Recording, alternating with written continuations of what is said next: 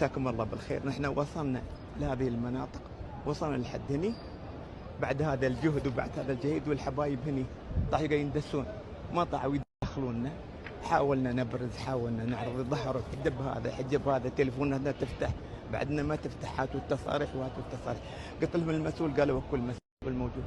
ظهرنا وهذه الحبايب كلهم ما شافوا فايده. الحين لازم نرد هالمسافه الطويله اللي هنا كلنا من الصبح ناشين بحالتنا حاله، وللاسف الشديد هذا تعاملهم معنا ضيع علينا الجهد والوقت ولا خلانا نشوف هالاماكن المقدسه.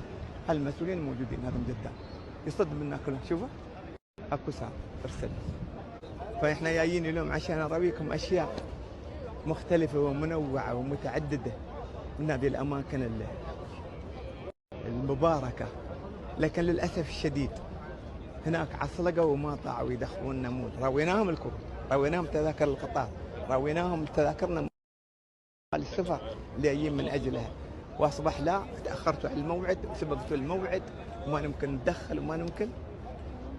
فللاسف الشديد يعني هذا بيت الله، لازم تحاول فيه تسهيلات شويه كذي.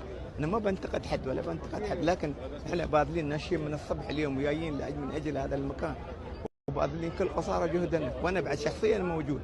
لو حد يعني غير معروف شيء يمكن كذب عليهم ولا يخدعهم. فللاسف اتعسوني عشان كذي الحين بنشوف بس هاي المشاهد العامه واستمتعوا ويانا بها وتبارك الله. احنا نخش الروض. مين؟ احنا نخش الروض. اذا حبايبي بنواصل احنا من موقع ثاني باذن الله. ربي يحفظكم.